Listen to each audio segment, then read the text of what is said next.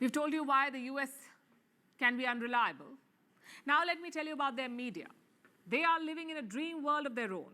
Their coverage of Operation Sindoor has been nothing but biased. For days, they were headlining that Indian jets were shot down. Their target of choice is the Rafale. The Indian side has neither confirmed nor denied these reports, but the American media pushed it, quoting unnamed US and French officials and random Pakistani sources. Why would they do it? To paint the Rafale, the French made Rafale, in a negative light, and to show that American jets are better. So we say, it's time for a reality check. Let's see how good the American jets are. The US spends close to $1 trillion on defense every year. You heard that right, $1 trillion every year on defense. It boasts of the most powerful navy, the most stealthy fighter jets, and the most advanced drones. Yet look at how they perform.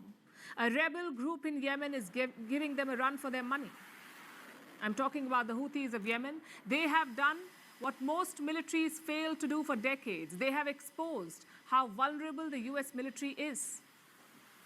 To understand how, let me tell you about what's happening in the Red Sea. The world's most expensive jet, the F-35, was nearly shot down. Not by sophisticated air defense systems like the S-400, but by cheap anti-aircraft missiles used by the Houthis. And American officials have confirmed this.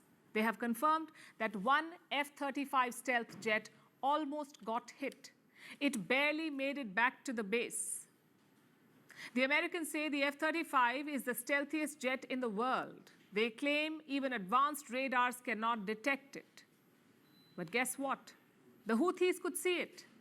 This is the same jet that the US is desperate to sell to India. And this was not an isolated incident.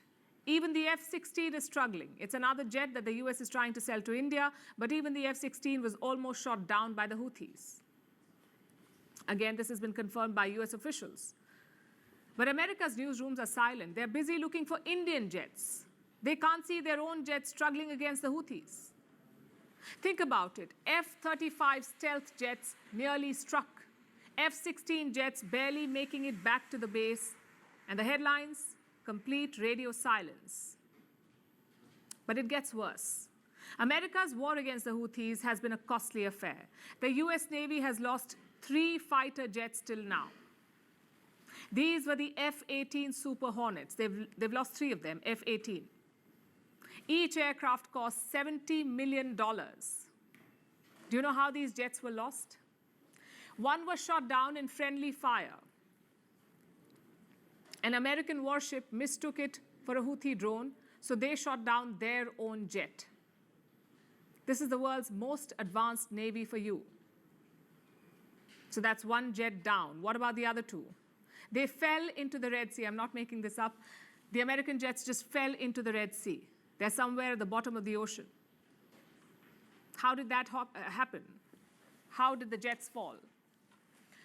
Pure brilliance. The US aircraft carrier, Harry Truman, was targeted by the Houthis. It tried to evade the incoming missiles with a sharp turn. And one F-18 Super Hornet fell overboard. This happened twice. The aircraft carrier turns, and a jet just slips into the sea. Like I said, pure brilliance.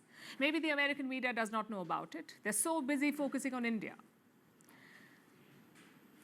Now we look at the MQ-9 Reaper. This is America's premium drone, also the costliest toy in the world. Each drone is worth $30 million. The Houthis have shot down 15 of these drones.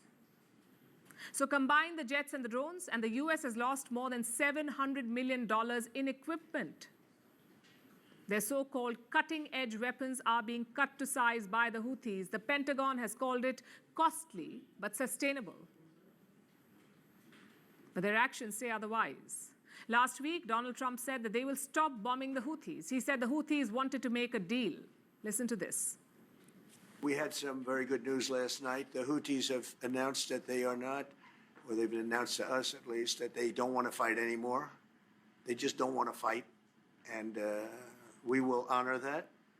And we will stop the bombings?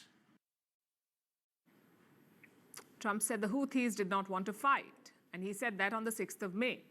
But the very next day, the Houthis launched an attack, and they targeted the USS Harry Truman in the Red Sea.